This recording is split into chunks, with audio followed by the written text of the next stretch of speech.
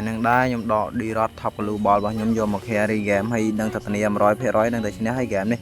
early ធម្មតាខ្ញុំតែងតែមកកាក់ lane គេនៅ EVP ចឹងហើយបន្ទាប់ពីខ្ញុំកាក់ lane ហើយខ្ញុំក៏ទៅ earth burst គេបន្តិចទៅ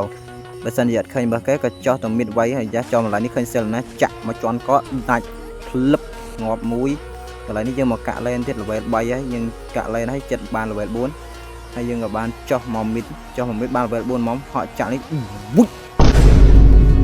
ងាប់ Selena មួយទៀត Selena ដូចពីឆ្វាក់ជាគូមួយខ្ញុំអញ្ចឹងអ្នកនរគ្នាគឺថាជួបតាណាក៏ជួបដែរកន្លែងនេះដែរជាមួយនឹង Julian ចាក់វុចងាប់មួយទៀតហ្នឹងអ្នកនរគ្នានិ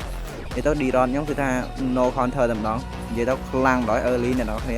កន្លែងនេះដែរខ្ញុំបានវាយគ្នាមួយស្មើជាមួយនឹង Edit នេះអត់រាំងមែនអ្នកនរគ្នាអត់ខ្លាច D-Rod ខ្ញុំចាក់មក skill ដាច់ទៀតអញ្ចឹងកន្លែងនេះដែរខ្ញុំមកហក់ចាក់គេទៀត1 2 3វុច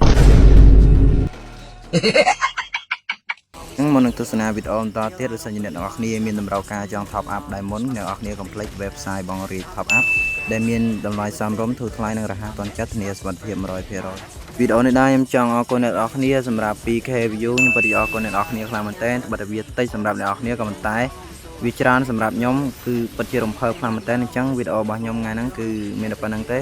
អរគុណអ្នកនរគ្នាជួបគ្នានៅវីដេអូក្រោយបាយបាយ